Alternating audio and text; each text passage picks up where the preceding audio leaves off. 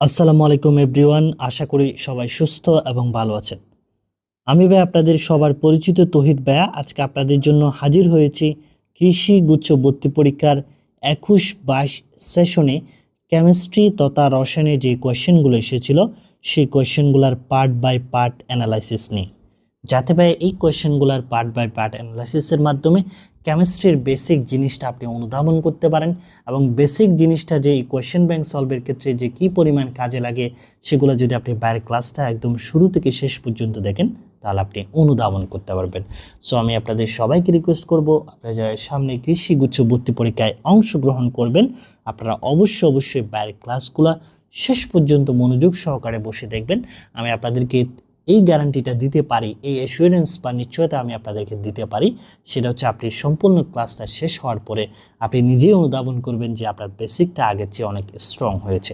So আমি আরেকটা জিনিস আপনাদেরকে বলবো, আপনারা কিন্তু ক্লাসগুলো নিয়মিত করে যাচ্ছেন বা অনেকেই নিয়মিত করেন বা দেখে যাচ্ছেন, বাট যদি ক্লাসগুলো আপনার একটু হলেও যদি উপকারে আসে তাহলে আপনি অবশ্যই রিমেম্বার করে ভিডিওতে একটা লাইক কমেন্ট করবেন, কারণ আপনার এই একটা লাইক কমেন্ট আমাদেরকে নেক্সট একটা ভিডিও বানানোর জন্য অনুপ্রেরণা যোগায়।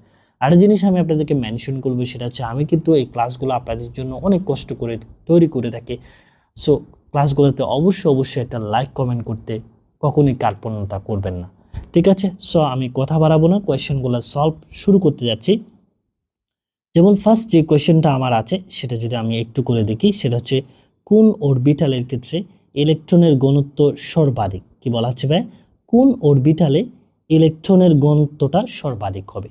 এই টাইপের কোয়েশ্চেনগুলো আপনি সলভ করবেন হচ্ছে যেগুলার আকারের মান ছোট, যেসব অরবিটালের আকারের মান কি ভাই ছোট, তাদের ক্ষেত্রে ইলেকট্রনের ঘনত্বটা সবচেয়ে বেশি হবে। আকারের মান যাদের ক্ষেত্রে ছোট তাদের ক্ষেত্রে ইলেকট্রনের ঘনত্ব কি হবে? সর্বাধিক হবে, অর্থাৎ সবচেয়ে কি হবে? বেশি হবে। যেমন আমার যে অরবিটালগুলো আছে এই ক্ষেত্রে কক্ষপথের আকারের মান n এর মান 2, এই ক্ষেত্রেও n এর মান 2, এই ক্ষেত্রেও n এর মান 1, এই ক্ষেত্রে n এর মান কত? 3, 3s এর ক্ষেত্রে n এর মান কত? 3। সো আমার সবচেয়ে ছোট আকার পাচ্ছি হচ্ছে 1s এর ক্ষেত্রে। সবচেয়ে ছোট আকার কি ভাই? 1s এর ক্ষেত্রে n এর মান 1, বাকিগুলো আকার 2, এটা 3, ঠিক আছে? তার মানে সবচেয়ে ছোট আকার পাচ্ছি হচ্ছে বি অপশনে যেটা আছে সেটা হচ্ছে 1s। তারপরে 1s এর অরবিটালের ক্ষেত্রে ইলেকট্রনের ঘনত্বটা সবচেয়ে বেশি হবে। আরেকটু যদি আপনাকে বোঝায়, যেমন আপনাদের অনেকের মধ্যে একটা কিউরি আসতে পারে বা এটা আসারই কথা, সেটা হচ্ছে ভাই বি, সি এবং ডি অপশন সবগুলোতে এস অরবিটাল, তাহলে বাকিগুলোর ক্ষেত্রে ইলেকট্রনের ঘনত্ব সবচেয়ে বেশি হচ্ছে না কেন? সেটা দেখেন, এটা 1s, এরপরে সি অপশন আছে 2s, ডি অপশন আছে হচ্ছে 3s।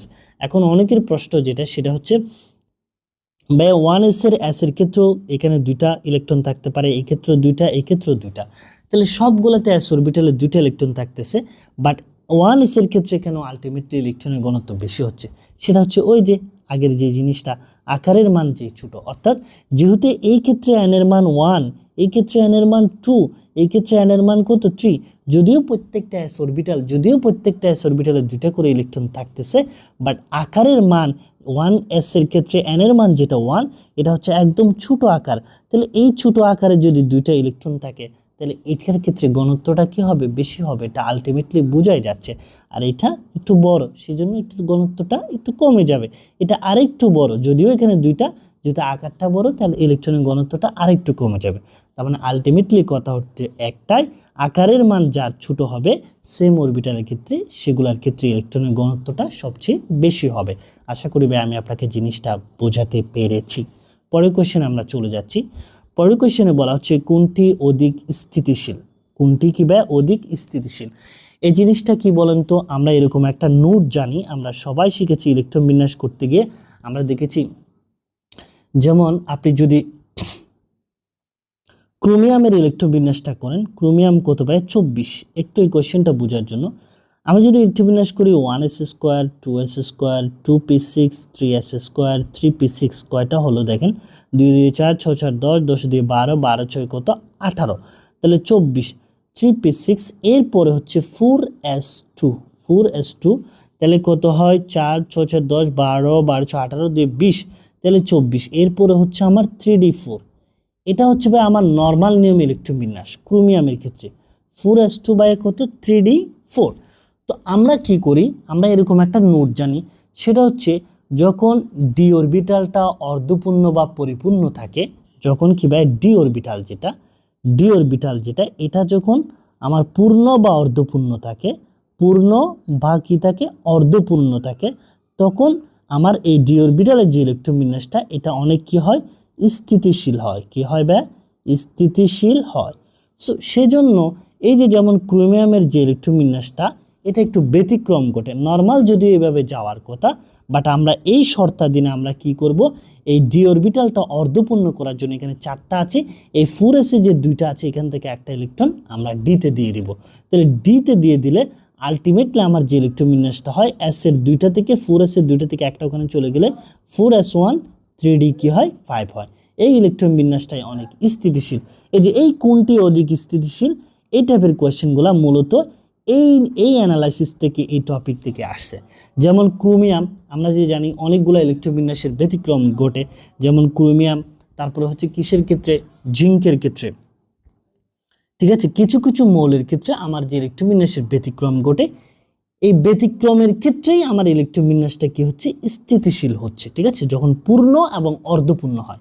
সো সেই ক্ষেত্রে আমরা যদি এই থিওরিটা অ্যাপ্লাই করি, সি অপশনে যেটা আছে এটা একটু খেয়াল করেন, D10S1 এগুলা বাকিগুলোর চেয়ে অনেক বেশি স্থিতিশীল হবে। আপনি শুধুমাত্র বাই যে ট্রিক্সটা বলেছি সেই ট্রিক্সটা অ্যাপ্লাই করে বাকি অপশনগুলো চেষ্টা করে দেখেন, দেখবেন ইজিলি বুঝতে পারবেন। আশা করি বুঝতে পেরেছি, আমি জাস্ট আপনাকে বেসিকটা ধরাই দিলাম। আরেকটা জিনিস আমি আপনার থেকে জানতে চাইবো, যেমন এরকম অনেকগুলো কোয়েশ্চেন হয়, আমি যে আপনাকে উদাহরণটা এনেছি যে ক্রোমিয়ামের সর্বশেষ ইলেকট্রন বিন্যাস নিচের কোনটা, সেক্ষেত্রে কিন্তু আপনি যদি এটা দেন সেটা কিন্তু হবে না। ক্রোমিয়ামের সর্বশেষ ইলেকট্রন বিন্যাস কিন্তু এই যে এটা 4s1 3d5, ঠিক সেম এই যে D10S1 এটা হচ্ছে, এটা কিসের ক্ষেত্রে ইলেকট্রন বিন্যাসটা হয় সেটা একটু বাইকে কমেন্ট করে জানাবেন, ঠিক আছে। সো আশা করি বুঝতে পেরেছেন স্থিতিশীল কোনটা কিভাবে হিসাব করতেছি, সেটা হচ্ছে পূর্ণ এবং অর্ধপূর্ণ এটার উপর বিবেচনা করে এই কোয়েশ্চেনের অ্যান্সারটা আপনাকে করতে হবে। ওকে ভাই, আমরা পরের কোয়েশ্চেনে চলে যাচ্ছি। পরের কোয়েশ্চেনে বলা হচ্ছে, এই কোয়েশ্চেনটা একটু আপনাকে বোঝাতে হবে, সেটা হচ্ছে চাপ হ্রাসে কোনটির দ্রাব্যতা হ্রাস পায়, ঠিক আছে। দ্রাব্যতার সাথে চাপের সাথে দ্রাব্যতার সম্পর্ক আছে, সেটা হচ্ছে একমাত্র গ্যাসের ক্ষেত্রে। কথাটা ভালো করে খেয়াল করেন, কঠিন এবং তরলের ক্ষেত্রে, কঠিন পদার্থের ক্ষেত্রে কিন্তু ভাই আমার দ্রাব্যতার উপর চাপের কোনো প্রভাব নেই। এই জিনিসটা একটু আমি লিখে দিচ্ছি, সেটা হচ্ছে কঠিন পদার্থের উপর, কিসের উপর, কঠিন পদার্থের দ্রাব্যতার উপর, কঠিন পদার্থের দ্রাব্যতার উপর, কঠিন পদার্থের ক্ষেত্রে দ্রাব্যতার উপর চাপের কোনো প্রভাব নেই, চাপের কোনো প্রভাব নেই, চাপের কোনো কি নেবে প্রভাব নেই। দ্রাব্যতার উপর চাপের প্রভাব আছে হচ্ছে একমাত্র গ্যাসের ক্ষেত্রে। কিসের ক্ষেত্রে ভাই, গ্যাসীয় পদার্থের ক্ষেত্রে, গ্যাসীয় পদার্থের ক্ষেত্রে, গ্যাসীয় পদার্থের ক্ষেত্রে দ্রাব্যতার সাথে চাপের সম্পর্ক আছে, এবং সেই সম্পর্কটা হচ্ছে চাপ প্রপোর্শনাল দ্রাব্যতা। বোঝার জন্য লিখে দিচ্ছি আপনাকে, চাপ প্রপোর্শনাল কি ভাই দ্রাব্যতা, যেহেতু সমানুপাতিক, তাহলে চাপ যদি কমে দ্রাব্যতাও কি কমবে, চাপ যদি বাড়ে দ্রাব্যতাও কি ভাই বাড়বে। সো আপনি অপশনগুলো খেয়াল করেন, যেখানে বলেছে চাপ হ্রাসে কোনটার দ্রাব্যতা হ্রাস পাবে। সো আপনাকে প্রথমে বুঝতে হবে যে চাপের সাথে দ্রাব্যতার সম্পর্ক কোন পদার্থের ক্ষেত্রে আছে, সেটা হচ্ছে আমার গ্যাসীয় পদার্থের ক্ষেত্রে আছে। সো আমি অপশনে গ্যাসীয় পদার্থ বাদে বাকি যেগুলো আছে এগুলাকে আমরা ইজিলি বাদ দিতে পারবো। যেমন দেখেন, অপশনে সোডিয়াম ক্লোরাইড, ডি অপশনে Na2SO4, দুটাই কিন্তু একটা সালফেট একটা ক্লোরাইড, দুটাই কিন্তু লবণ। লবণ কি গ্যাসীয় পদার্থ না ভাই, লবণ হচ্ছে একটা কঠিন শ্রেণীর আয়নিক পদার্থ, ঠিক আছে, কঠিন শ্রেণীর কি পদার্থ, আয়নিক, অর্থাৎ আয়নিক শ্রেণীর কঠিন পদার্থ লবণগুলা। সো অপশনে যদি আপনি ভালো করে খেয়াল করেন, সেক্ষেত্রে আপনি দেখেন বি অপশনে যেটা আছে কার্বন ডাইঅক্সাইড, যেটা হচ্ছে আমার অপশনে প্রদত্ত একমাত্র গ্যাস। সো আমরা বলবো এই যেহেতু কার্বন ডাইঅক্সাইড গ্যাস, সো এই গ্যাসের ক্ষেত্রে আমরা যখন চাপ হ্রাস করব তখন ভাই আমার দ্রাব্যতাও কি পাবে, হ্রাস পাবে। কেননা কোন সূত্র থেকে, এই যে সূত্র থেকে, যে চাপ প্রপোর্শনাল কি ভাই দ্রাব্যতা, অর্থাৎ গ্যাসের ক্ষেত্রে চাপ হ্রাস করলে দ্রাব্যতাও হ্রাস পাবে। সো অপশনে একমাত্র গ্যাস আছে কার্বন ডাইঅক্সাইড। সো এই ক্ষেত্রে আমার অ্যান্সার হবে কি কার্বন ডাইঅক্সাইড। আরেকটা জিনিস কিন্তু এখানে খুব গুরুত্বপূর্ণ, এই যে CCl4, এটা হচ্ছে কার্বন টেট্রাক্লোরাইড, এটা হচ্ছে একটা বর্ণহীন তরল। এই কার্বন টেট্রাক্লোরাইড নিয়ে এই কার্বন টেট্রাক্লোরাইডের একটা গুরুত্বপূর্ণ ব্যবহার আছে, এটা আমি একটু আপনাকে স্মরণ করে দিচ্ছি। সেটা হচ্ছে এই কার্বন টেট্রাক্লোরাইড যেটা হচ্ছে অগ্নি নির্বাপন কাজে ব্যবহার হয়। কি কাজে? অগ্নি নির্বাপন কাজে। আরেকটা জিনিস খুব গুরুত্বপূর্ণ, যেমন এই কার্বন টেট্রাক্লোরাইড কিন্তু পানিতে আর্দ্র বিশ্লেষিত হয় না, ঠিক আছে, জিনিসটা মনে রাখবেন। বাট SiCl4 যেটা, এটা কিন্তু আমার পানিতে আর্দ্র বিশ্লেষিত হয়, ঠিক আছে। সো এই জিনিসগুলো মনে রাখবেন, এগুলো খুবই গুরুত্বপূর্ণ, আপনার কাজে দিবে। পরবর্তী কোয়েশ্চেনে চলে যাচ্ছি। পরবর্তী কোয়েশ্চেনটা দেখেন। পরবর্তী কোয়েশ্চেন বলা হচ্ছে P(S4+ আয়নে কতটি ইলেকট্রন বিদ্যমান? এগুলো একদম বেসিক কোয়েশ্চেন, আমরা দ্রুত করব। P(S4+, সো এই ক্ষেত্রে কিভাবে বের করব? ফসফরাস কত ভাই? 15 প্লাস হাইড্রোজেন 1 × 4 প্লাস থাকলে ক্যাটায়ন থাকলে মাইনাস দিব, তাহলে -1, তাহলে আমার দাঁড়াচ্ছে কত? দাঁড়াচ্ছে হচ্ছে 15 প্লাস 4 একে 4, 4 থেকে 1 গেলে কত? 3, 15 প্লাস 3 সমান হচ্ছে আমার 18টি কি আছে? ইলেকট্রন আছে। সো P(S4+ আয়নের ক্ষেত্রে আমার কয়টা ইলেকট্রন আছে ভাই? 18টি ইলেকট্রন আছে। সো এটা একদম বেসিক, সবাই পারবেন।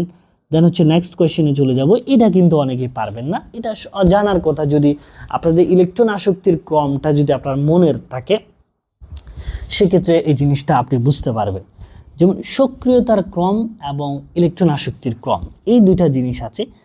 আগে অনেকে মুখস্থ করেছেন, বাট আজকে একটু বেসিকটা বোঝেন, তাহলে আপনার কোয়েশ্চেনগুলোর সলভ করতে মজা পাবেন আপনি, বেসিক বুঝতে পারলে।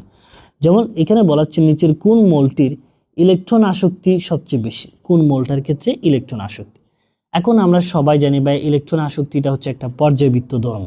এই পর্যায়বৃত্ত ধর্ম একটা পর্যায়ের ক্ষেত্রে একরকম আছে, গ্রুপের ক্ষেত্রে একরকম আছে। আমি যদি একটু লিখে বোঝানোর চেষ্টা করি আপনাকে, একই পর্যায়ের ক্ষেত্রে আপনি যখন বাম হতে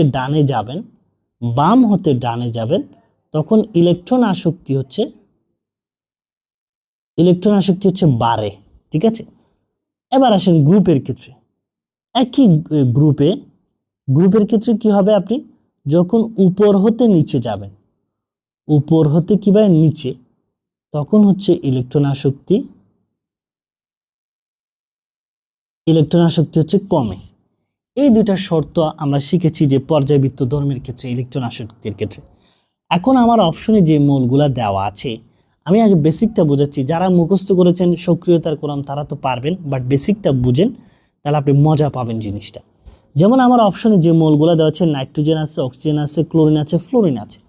এই মৌলগুলা মূলত দ্বিতীয় এবং তৃতীয় পর্যায়ের মধ্যে অবস্থিত। যেমন দ্বিতীয় পর্যায়ের ক্ষেত্রে মৌলগুলা যদি আমি একটু কয়েকটা লিখি বোঝার জন্য, বোরন আছে, দেন কার্বন আছে, দেন নাইট্রোজেন, অক্সিজেন, ফ্লোরিন, দেন হচ্ছে আমার নিষ্ক্রিয় গ্যাস নিয়ন। এরপরে হচ্ছে তৃতীয় পর্যায়ের ক্ষেত্রে আমার আছে হচ্ছে সিরিয়ালে বোরনের নিচে আছে হচ্ছে অ্যালুমিনিয়াম, দেন সিলিকন, ফসফরাস, সালফার, ক্লোরিন, দেন হচ্ছে কি আর্গন। এখন আসেন ভাই একটু বুঝলে মজা পাবেন। যেমন আমার অপশনে যে মৌলগুলো আছে তার মধ্যে 3টা আছে হচ্ছে দ্বিতীয় পর্যায়ের ক্ষেত্রে, এই 3টা নাইট্রোজেন, অক্সিজেন, ফ্লোরিন, এই 3টা আছে। আরেকটা আছে হচ্ছে আপনার এই ক্লোরিনটা, যেটা হচ্ছে তৃতীয় পর্যায়ের ক্ষেত্রে। এই 4টা আমার অপশনে আছে। সো আমরা একটা অ্যাপ্লাই করি দ্বিতীয় পর্যায়ের ক্ষেত্রে, তাহলে আমাদের কি হবে? পর্যায়ের ক্ষেত্রে বাম হতে যখন ডানে যাব, তখন ইলেকট্রন আসক্তি বাড়বে। তাহলে যে নাইট্রোজেন, অক্সিজেন, ফ্লোরিন, এই 3টা একই পর্যায়ে, তো একই পর্যায়ের ক্ষেত্রে ডানে সবচেয়ে কি আছে? ফ্লোরিন আছে। সো ফ্লোরিনের ইলেকট্রন আসক্তি কি হবে? বেশি হবে। তাহলে আমরা এটা বুঝে ফেললাম। এখন আরেকটা আছে হচ্ছে ক্লোরিন। এই ক্লোরিন আবার একই গ্রুপে, বাট একই গ্রুপে ফ্লোরিনটা হচ্ছে উপরে, ক্লোরিনটা হচ্ছে নিচে। তাহলে গ্রুপের ক্ষেত্রে শর্ত কি? উপর থেকে নিচে গেলে ইলেকট্রন আসক্তি কমে, তার মানে উপরে যে আছে তার ইলেকট্রন আসক্তি কি? বেশি। তার মানে সিস্টেমে ফ্লোরিনের ইলেকট্রন আসক্তিটা ক্লোরিনের চেয়ে কি হওয়ার কথা? বেশি হওয়ার কথা। বাট এই জিনিসটার ক্ষেত্রে, ইলেকট্রন আসক্তির ক্ষেত্রে এই জিনিসটা একটু ব্যতিক্রম ঘটে, এবং ব্যতিক্রমের কারণটা কিন্তু আমরা এসএসসি পরীক্ষার জন্য আমরা ব্যাখ্যা সহ শিখেছিলাম একটা ব্যতিক্রম, যে ক্লোরিনের ইলেকট্রন আসক্তিটা ফ্লোরিনের চেয়ে বেশি কেন। সিস্টেমে একটু বুঝেন, সিস্টেমে আমার হওয়ার কথা ছিল ফ্লোরিনের ইলেকট্রন আসক্তি বেশি, ঠিক আছে। যেহেতু ফ্লোরিন এবং ক্লোরিনের মধ্যে, ফ্লোরিন যেহেতু একই গ্রুপে উপরে আছে, সো পর্যায়বৃত্ত ধর্ম অনুসারে ফ্লোরিনের ইলেকট্রন আসক্তি বেশি হবে। বাট এখানে ব্যতিক্রমটা হচ্ছে, ব্যতিক্রমের কারণটা আমি যাচ্ছি না, ব্যতিক্রমটা হচ্ছে ক্লোরিনের ইলেকট্রন আসক্তিটা ফ্লোরিনের চেয়ে বেশি। সেই জন্য আমাদের ভর্তি পরীক্ষায় কোয়েশ্চেনটা কিন্তু দুইভাবে হয়। যখন আপনাকে সক্রিয়তার ক্রম জিজ্ঞেস করবে, স্পেশালি 17তম গ্রুপের ক্ষেত্রে, হ্যালোজেন গ্রুপের ক্ষেত্রে, 17তম গ্রুপের ক্ষেত্রে যখন কিভাবে আপনাকে সক্রিয়তার ক্রম জিজ্ঞেস করবে 17তম গ্রুপের ক্ষেত্রে, সেক্ষেত্রে সক্রিয়তার ক্রমটা হবে ফ্লোরিন, ক্লোরিন, ব্রোমিন, আয়োডিন, এইভাবে। বাট যখন ইলেকট্রন আসক্তির ক্রম জিজ্ঞেস করবে, যখন ইলেকট্রন আসক্তির ক্রম, তখন কি হবে? ব্যতিক্রম হবে। কি ব্যতিক্রম হবে? ক্লোরিনের ইলেকট্রন আসক্তি ফ্লোরিন এসে ক্লোরিন, ফ্লোরিন, ব্রোমিন, আয়োডিন, এইভাবে হবে। এই জিনিসটা একটু বুঝবেন, এটা মুখস্থ করলে তো ভালো। এটা হচ্ছে সক্রিয়তার ক্রম, আর এটা হচ্ছে কি ইলেকট্রন আসক্তির ক্রম। ইলেকট্রন আসক্তির ক্রমের ক্ষেত্রে ব্যতিক্রমটা হচ্ছে আমার ক্লোরিনের ইলেকট্রন আসক্তিটা ফ্লোরিনের চেয়ে বেশি, যদিও ফ্লোরিন ক্লোরিনের চেয়ে কি ব্যয় সক্রিয়। ঠিক আছে, আশা করি বুঝতে পেরেছেন। এবং বেসিকটা বোঝানোর জন্য আমি আপনাকে এভাবে চার্ট আকারেও বোঝালাম, এরপরও যদি না বোঝেন বাকিটা আপ টু ইউ। ঠিক আছে, ওকে, আমরা পরের কোয়েশ্চেনে চলে যাব। পরের কোয়েশ্চেনে বলা হচ্ছে কি, আমরা যদি পরের কোয়েশ্চেনটা একটু করে দেখি যে বেনজিনের সিগমা বন্ধন কয়টা, বেনজিনে কি ব্যয় সিগমা বন্ধন কয়টা, এটা কি বের করতে হবে, আপনাকে দেখাইতে হবে। আচ্ছা, আমরা একটু প্র্যাকটিস পারপাস করি যে বেনজিন কীরকম। বেনজিন হচ্ছে কি C6H6, এটারও কিন্তু একটা শর্টকাট আছে। ঠিক আছে, জৈব শ্রেণীর যৌগের ক্ষেত্রে আপনি সিগমা বন্ধন বের করার সূত্রটা কি বলেন তো? সিগমা বন্ধন বের করার সূত্র হচ্ছে মোট পরমাণুর সংখ্যা। মোট কি বা মোট পরমাণুর সংখ্যাটাই হচ্ছে সিগমা বন্ধনের সংখ্যা, মোট পরমাণুর সংখ্যা। ঠিক আছে, সো এটা হচ্ছে সিগমা বন্ধন সমান হচ্ছে মোট পরমাণুর সংখ্যা। এই যে তাহলে বেনজিন হচ্ছে কি C6H6, কার্বন আছে 6টা, হাইড্রোজেন আছে 6টা, তাহলে মোট পরমাণু আছে কয়টা? 12টা। সো বেনজিনের সিগমা বন্ধন হবে কয়টা? 12টা। কিন্তু বেনজিনে পাই বন্ধন কয়টা? পাই বন্ধনটা বের করার জন্য আপনি যেমন আমরা যে গাঠনিক স্ট্রাকচারটা কিন্তু আমরা জৈব যৌগের শুরুতে যে স্ট্রাকচারটা শিখেছি, সেটা হচ্ছে আমরা বেনজিনের স্ট্রাকচার। কিসের স্ট্রাকচার শিখেছি ভাই? বেনজিনের স্ট্রাকচারটা আমরা শিখেছি এই যে এরকম। ঠিক আছে, এখানে প্রত্যেকটাতে হাইড্রোজেন আছে C6H6, প্রত্যেকটাতে হাইড্রোজেন আছে, এটা তো হাইড্রোজেন আছে, এটা তো হাইড্রোজেন আছে, এটা তো হাইড্রোজেন আছে। ঠিক আছে, এরপরে সিগমা বন্ধন, পাই বন্ধন কীরকম ছিল? একটা বাদ দিয়ে একটা, অর্থাৎ পাই বন্ধন আছে বেনজিনে, পাই বন্ধন আছে 3টি, পাই বন্ধন আছে 3টা, বাট সিগমা বন্ধন আছে কয়টা? 12টা। ঠিক আছে, আশা করি বুঝতে পেরেছেন। এই জিনিসটা একটু মনে রাখবেন যে এবার ভর্তি পরীক্ষায় সিগমা বন্ধন আসছে, পরের বার আপনাকে পাই বন্ধন জিজ্ঞেস করতে পারে। ঠিক আছে, সো পাই বন্ধনটা কয়টা বেনজিনে, এটা একটু রিমেম্বার করবেন। ওকে, আমরা নেক্সট কোয়েশ্চেনে চলে যাব, যে 17 নম্বর কোয়েশ্চেন। 17 নম্বর কোয়েশ্চেনে বলা হচ্ছে কোনটিতে sp3 হাইব্রিডাইজেশন বিদ্যমান?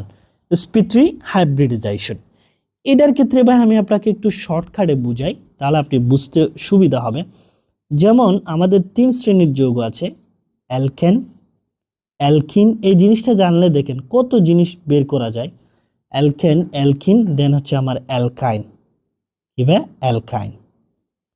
আমরা জানি অ্যালকেন যেটা, এটা হচ্ছে কার্বন কার্বন একক বন্ধন, আর অ্যালকিন যেটা, এটা হচ্ছে কার্বন কার্বন ডাবল বন্ড, আর অ্যালকাইন যেটা, এটা হচ্ছে কার্বন কার্বন ট্রিপল বন্ড। তো কার্বন কার্বন অ্যালকেনের ক্ষেত্রে সংকরণটা হচ্ছে আমার sp3, আর অ্যালকিনের ক্ষেত্রে সংকরণটা হচ্ছে sp2, আর অ্যালকাইনের ক্ষেত্রে সংকরণটা হচ্ছে sp। এই জিনিসটা তো আমরা সবাই জানি নাকি? এই জিনিসটা বুঝলে কিন্তু আপনি জাহাঙ্গীরনগর বিশ্ববিদ্যালয়ের অনেকগুলো জৈব রাসায়নিক কোয়েশ্চেন সলভ করতে পারবেন, কারণ শুধুমাত্র এই থিওরি থেকে অনেকগুলো কোয়েশ্চেন আসছে ঘুরিয়ে পেয়েছি। সো আপনি যে জিনিসটা বুঝছেন, যখন ট্রিপল বন্ড থাকবে তার মানে সেক্ষেত্রে সংকরণটা হয়ে যায় sp, যখন ডাবল বন্ড থাকে তখন সংকরণটা হয়ে যায় sp2। এটা হচ্ছে একটা বেসিক থিওরি। যেমন আমি যদি এখন অপশনগুলো একটু করে দেখি, ফার্স্ট অপশন যেটা হচ্ছে হাইড্রোজেন সায়ানাইড, এটা যদি আপনি গাঠনিক স্ট্রাকচারটা আঁকেন, সেটা হচ্ছে হাইড্রোজেন সি দিয়ে কার্বনের সাথে নাইট্রোজেনের 3টা বন্ড আছে, অর্থাৎ পাই বন্ধন আছে 2টা। ঠিক আছে, পাই বন্ধন 2টা থাকলে সেটা অ্যালকাইন শ্রেণীর আমরা হিসেব করে আমরা ইজিলি বলতে পারি এই HCN যেটা, এটার ক্ষেত্রে সংকরণটা হবে হচ্ছে আমার sp সংকরণ। বুঝে গেছেন? এরপরে আসেন আরেকটা আছে, যেমন এই যে C2H2 যেটা, কি ভাই? C2H2, এটার ক্ষেত্রে যখন আপনি গাঠনিক সংখ্যাটা আঁকবেন, এখানে 3টা, এখানে এদিকে একটা হাইড্রোজেন, এদিকে একটা হাইড্রোজেন। সো এটাও কি অ্যালকাইন শ্রেণীর মতো। ঠিক আছে, 2টা পাই বন্ধন আছে। সো এই C2H2 এর ক্ষেত্রে সংকরণটাও কি হবে? sp সংকরণ। এখন BF3 এবং NH4+, যারা মুখস্থ করেছেন তারা তো বুঝেন। আর এই BF3 NH4+ এর মধ্যে কোনটাতে আমার sp3 সংকরণ আছে সেটা বোঝার জন্য আমরা কিন্তু একটা সূত্র জানি, এটুকু তো বুঝতে পেরেছেন। যেমন আমি যদি একটু পরে যাই, যেমন একটা সূত্র জানি, সূত্রটা হচ্ছে এরকম, আমরা সবাই শিখেছি এসএসসি লেভেলের ক্ষেত্রে। এসএসসি লেভেলকে এটা আমরা প্রথমেই শিখেছি যে সংকরণ বের করার জন্য, সেটা হচ্ছে x সমান হাফ ইজ ইকুয়াল টু, সূত্রটা কি লিখে দেব? লিখে দিয়ে একটু বুঝেন, কারণ এখানে অনেকেই এই সূত্রটাই বুঝেন না, আজকে বুঝে নেন একটু ভালো করে। যোজ্যতা শেলে ইলেকট্রন সংখ্যা, যোজ্যতা শেলে ইলেকট্রন সংখ্যা প্লাস একযোজী পরমাণুর সংখ্যা, জিনিসগুলো বুঝে নেবেন পার্ট বাই পার্ট। একযোজী পরমাণুর সংখ্যা, তারপরে হচ্ছে মাইনাস ক্যাটায়নের চার্জ, ক্যাটায়নের চার্জ প্লাস অ্যানায়নের চার্জ, অ্যানায়নের চার্জ। এই ক্ষেত্রে কিন্তু আমরা এইভাবে সংকরণের সূত্রটা শিখেছি, বাট সূত্রটা অনেকেই বুঝেন না। দেখেন, যোজ্যতাশীল ইলেকট্রন সংখ্যা, এখন কার যোজ্যতাশীল? সেটা হচ্ছে কেন্দ্রীয় পরমাণুর যোজ্যতাশীল ইলেকট্রন সংখ্যা। কি পরমাণু? কেন্দ্রীয় পরমাণু। এরপর হচ্ছে একযোজী পরমাণুর সংখ্যা। এখন একযোজী পরমাণু কোনগুলা, এটাই আমরা অনেকেই জানি না। একযোজী পরমাণু হচ্ছে, আপনি মনে রাখবেন, গ্রুপ 1 এবং গ্রুপ 16 ক্ষেত্রে যে মৌলগুলো আছে এগুলো হচ্ছে আমার একযোজী পরমাণু। ঠিক আছে, বুঝতে পেরেছেন এক কথায়? গ্রুপ 1 এর মৌলগুলা কি কি আছে আমরা মুখস্থ করেছিলাম শর্টকাটে, লিনাকে রুবি ছেঁচে ফেলেছে এইভাবে। আর 16তে কি আছে? Fluorine, chlorine. এই 16তে যে, সরি 16 না, গ্রুপ 1 এবং গ্রুপ 17, গ্রুপ 1 এবং কি গ্রুপ 17, এই জিনিসটা একটু মিস্টেক হয়েছে, মনে রাখবেন। গ্রুপ 1 এবং গ্রুপ 17তে যে মৌলগুলো আছে এই মৌলগুলো হচ্ছে একযোজী পরমাণু। কি পরমাণু? একযোজী পরমাণু। ঠিক আছে, একযোজী পরমাণু। গ্রুপ 1 এবং গ্রুপ 17 হ্যালোজেনগুলো আর কি। ঠিক আছে, বুঝতে পারি? তার মানে এটুকু বুঝলাম আমরা, একযোজী পরমাণু কারা এটা বুঝলাম। এরপরে হচ্ছে মাইনাস ক্যাটায়নের চার্জ। মাইনাস কেন দিয়েছে ক্যাটায়নের আগে? কারণ ক্যাটায়নের ক্ষেত্রে চার্জটা থাকে পজিটিভ, পজিটিভটা আমরা কি করি? মাইনাস করি। আর অ্যানায়নের ক্ষেত্রে চার্জটা কি করব? প্লাস করব। আশা করি সূত্রটা বুঝতে পেরেছেন। এখন অ্যাপ্লাই করব কি? আমার অপশনে বাকি আছে দুইটা, একটা হচ্ছে BF3 আর একটা হচ্ছে কি NH4+। একটা কি এই যে BF3 এবং আরেকটা হচ্ছে NH4+, এই দুইটার মধ্যে sp3 কোনটাতে sp3 আছে আমরা সেটা দেখতেছি। তাহলে একটা হচ্ছে BF3 আর একটা হচ্ছে NH4+। সো আমি প্রথমে যাচ্ছি হচ্ছে NH4+, যেটা, এটা আমরা একটু দেখি প্রথমে, NH4+, এটা। তাহলে এখন আসেন আমরা সূত্র অ্যাপ্লাই করব। এখানে যোজ্যতাশীল ইলেকট্রন সংখ্যা কি? কেন্দ্রীয় পরমাণু। কেন্দ্রীয় পরমাণুকে নাইট্রোজেন। নাইট্রোজেনের ক্ষেত্রে যোজ্যতাশীল ইলেকট্রন কত? নাইট্রোজেন হচ্ছে 7, ইলেকট্রন বিন্যাসগুলো হচ্ছে 2, 5, তার মানে সর্বশেষ কক্ষপথের ইলেকট্রন সংখ্যা হচ্ছে যোজ্যতাশীল ইলেকট্রন সংখ্যা। তাহলে সূত্রের হচ্ছে হাফ, যোজ্যতাশীল ইলেকট্রন সংখ্যা হচ্ছে পাচ্ছি হচ্ছে 5 প্লাস একযোজী পরমাণুর সংখ্যা। হাইড্রোজেন কি বা একযোজী পরমাণু। ঠিক আছে, এটা তো আমি তো বলে দিয়েছি গ্রুপ 1 এবং কি গ্রুপ 17 মৌলগুলো হচ্ছে একযোজী পরমাণু। তাহলে একযোজী পরমাণু হাইড্রোজেন আছে কয়টা? 4টা। তাহলে একযোজী পরমাণুর সংখ্যা 4টা। তাহলে মাইনাস ক্যাটায়নের চার্জ, মাইনাস, যেহেতু এই প্লাস মানে কি ক্যাটায়ন, চার্জ কত? এখানে কিছু নাই মানে 1, ক্যাটায়নের চার্জ কত? 1, প্লাস অ্যানায়ন আছে, অ্যানায়ন নাই, তার মানে কত দিব? 0। এখন যদি আপনি বের করেন হাফ, 5 আর 4 কত? 9, 9 থেকে 1 গেলে কত? 8, 2 দিয়ে 8কে ভাগ করলে কত ভাই? 4। তার মানে 4 মানে আমার সংকরণটা কি হবে বলেন তো? 4 মানে একটা s অরবিটাল, 3টা p অরবিটাল, তার মানে NH4+ এর ক্ষেত্রে সংকরণটা হচ্ছে sp3 সংকরণ। আপনি বাকি যে অপশনটা আছে এটা আপনি নিজে নিজে যে সূত্রটা দিয়ে অ্যানালাইসিস করলাম এই সূত্রটা একটু থিসিস করেন, যে যোজ্যতাশীল একযোজী পরমাণু, এভাবে কয়েকটা প্র্যাকটিস করেন, দেখবেন খুব দ্রুত জিনিসগুলো বের করতে পারবেন, আপনারা সংকরণ নিয়ে ঝামেলা হবে না। সো আমরা এই কোয়েশ্চেনের অ্যান্সারটা পাচ্ছি কি তাহলে ভাইয়া? যোজ্যতাশীল ইলেকট্রন সংখ্যা sp3 হাইব্রিডাইজেশন আছে কোনটাতে? NH4+। আপনি কমেন্ট করে জানাবেন ভাই BF3 তে কোন ধরনের সংকরণ।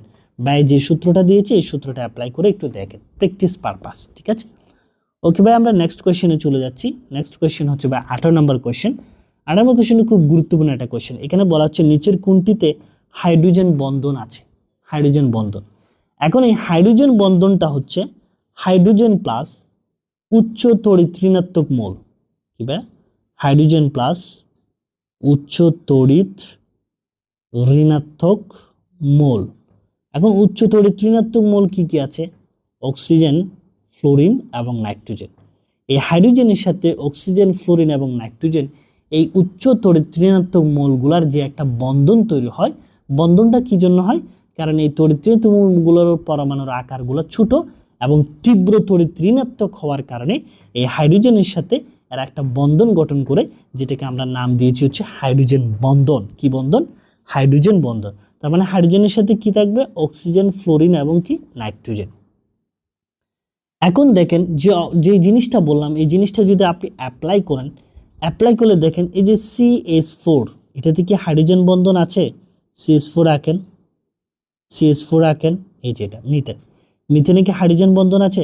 হাইড্রোজেন বন্ধন হওয়ার জন্য হাইড্রোজেনের পাশেই কি থাকতে হবে? হয় অক্সিজেন, ফ্লোরিন, না হয় কি নাইট্রোজেন। এখানে হাইড্রোজেনের পাশে আছে কি বলেন তো? প্রত্যেক হাইড্রোজেনের পাশে আছে কার্বন। সো হাইড্রোজেন কার্বন মিলে কিন্তু হাইড্রোজেন বন্ধন হবে না। হাইড্রোজেন বন্ধন হবে হচ্ছে হাইড্রোজেনের সাথে এই তিনটা তড়িৎ ঋণাত্মক মোল। তার মানে আমরা বুঝে গেলাম যে এই CH4 যেটা, এটা কিন্তু আমার হাইড্রোজেন বন্ধন নাই। ঠিক সেম এস আপনি যদি বাকিগুলা দেখেন, হাইড্রোজেন সালফাইড, কিংবা হাইড্রোজেন সালফাইড, হাইড্রোজেন সালফাইড, এখানেও কিন্তু আমার কি হাইড্রোজেন বন্ধন নাই, কারণ হাইড্রোজেনের সাথে সালফার। ঠিক আছে, হাইড্রোজেন আয়োডাইড, এটাতেও কিন্তু আমার হাইড্রোজেন বন্ধন নাই। উচ্চ তড়িৎ ঋণাত্মক মূল কি? Oxygen, fluorine, nitrogen. একমাত্র আমরা দেখতে পাচ্ছি এই যে NH3, কিংবা NH3, এই অ্যামোনিয়াতে কিন্তু হাইড্রোজেন বন্ধন থাকবে। কারণ কেন? এই হাইড্রোজেনের সাথে উচ্চ তড়িৎ ঋণাত্মক মূল কি আছে? নাইট্রোজেন আছে। সো NH3, এটাতে আমরা বলতে পারি হাইড্রোজেন বন্ধন আছে। ঠিক আছে, সো আমার অ্যান্সার হবে কি NH3। তবে জৈব যৌগের ক্ষেত্রে এখানে পরীক্ষায় কিন্তু ম্যাক্সিমাম পরীক্ষা একটু টুইস্ট করে কিছু জৈব যৌগ দিয়ে দেয়। যেমন জৈব যৌগ অ্যালডিহাইড শ্রেণীর যেটা আছে, কি ভাই? অ্যালডিহাইড। আগে অ্যালডিহাইডটা বুঝেন। অ্যালডিহাইড শ্রেণীর কি আছে? অ্যালডিহাইড শ্রেণীর আমরা যদি একটা সংকেত নিয়ে বোঝাই, অ্যালডিহাইড কিভাবে লিখে? CH3CHO। আপনারা কিন্তু অপশনে এইভাবে দিবেন। সো আপনি এইভাবে দেখলে বুঝবেন যে আপনার মনে হবে যে এই যে হাইড্রোজেনের পাশেই তো অক্সিজেন আছে, সো মনে হয় অ্যালডিহাইডের ক্ষেত্রে হাইড্রোজেন বন্ধন আছে। এটা কিন্তু বাহ্যিকভাবে আমরা অনেকেই মনে করে অ্যান্সারটা দাগিয়ে দিই। বাট মনে রাখবেন, অ্যালডিহাইডে কিন্তু আমার কোনো হাইড্রোজেন বন্ধন নাই। সেটা আপনি কিভাবে বুঝবেন? যখন আপনি অ্যালডিহাইডের একটু গাঠনিক সংকেতটা আঁকবেন, এই যে CH3CHOটা যদি আমি আঁকি, CH3CHO, সি ডাবল বন ও বন H। এখন আসেন, এটা হচ্ছে অ্যালডিহাইডের গাঠনিক সংকেত। এখন এই গাঠনিক সংকেতে দেখেন এই যে হাইড্রোজেনের সাথে কিন্তু উচ্চ তড়িৎ ঋণাত্মক মূল অক্সিজেনটা নাই, হাইড্রোজেনের সাথে আছে কিন্তু কার্বন। সো হাইড্রোজেন কার্বন মিলে কিন্তু আমার হাইড্রোজেন বন্ধন হবে না। যদিও আমার বাহ্যিক দিক থেকে আণবিক সংকেতে মনে হচ্ছে অক্সিজেন হাইড্রোজেন পাশাপাশি আছে, কিন্তু গাঠনিক সংকেত যখন আমরা দেখতেছি তখন কিন্তু দেখতেছি বা হাইড্রোজেনের পাশে কিন্তু কার্বন আছে, তড়িৎ ঋণাত্মক মূল অক্সিজেন নাই। সো আপনারা এক কথাই মনে রাখবেন যে জৈব যৌগ অ্যালডিহাইড শ্রেণীর যেগুলো আছে এগুলোতে কিন্তু হাইড্রোজেন বন্ধন নাই। বাট অ্যাসিড, কার্বক্সিলিক অ্যাসিড মূলক, এটার সংকেতটা যদি আপনি একটু আঁকেন, আমি একটু মুছে দিচ্ছি, আশা করি বুঝতে পেরেছেন এই জিনিসটা, কারণ এইগুলো অপশনে দিয়ে দেয়। যেমন আমরা যদি অ্যাসিড নিয়ে একটা কার্বক্সিলিক অ্যাসিড, সংকেত কি? CH3COOS। অ্যাসিডে কিন্তু আমার হাইড্রোজেন বন্ধন আছে। কিভাবে আছে? এই যে আপনি যখন সংকেতটা আঁকবেন ও বন H, এগুলাতে কি আছে? হাইড্রোজেন আছে, CH3 আর কি। তো আপনি যখন গাঠনিক সংকেত দেখেন, এই ক্ষেত্রে কিন্তু দেখেন এই যে এই অক্সিজেন হাইড্রোজেন পাশাপাশি আছে। সো আমরা বলতে পারি অ্যাসিডের ক্ষেত্রেও কিন্তু হাইড্রোজেন বন্ধন আছে, বাট অ্যালডিহাইডের ক্ষেত্রে আমার হাইড্রোজেন বন্ধন নাই। ঠিক আছে, সো আশা করি ভাই জিনিসগুলো বুঝতে পেরেছেন। হাইড্রোজেন বন্ধন নিয়ে কয়েকটা ব্যতিক্রম আমরা জৈব যৌগের ক্ষেত্রে দেখতে পারি। ঠিক আছে, এগুলো একটু মনে রাখবেন। এরপরে নেক্সট কোয়েশ্চেনে চলে যাব। নেক্সট কোয়েশ্চেন হচ্ছে 19 নম্বর কোয়েশ্চেন, যে বিশুদ্ধ পানির গণমাত্রা মোল পার লিটারে কত?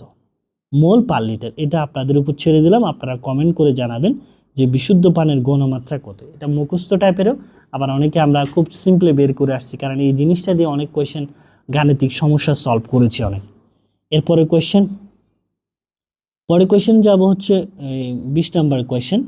এই 20 নম্বর কোয়েশ্চেনে বলা হচ্ছে কোন গ্যাস জোড়ায় ব্যাপন হার সমান? কোন গ্যাস জোড়ায় কি ভাই ব্যাপন হার কি সমান। এখন ব্যাপন হারের যে সূত্র সেটা হচ্ছে আণবিক ভরের ক্ষেত্রে একটা সূত্র আছে, ব্যাপন হার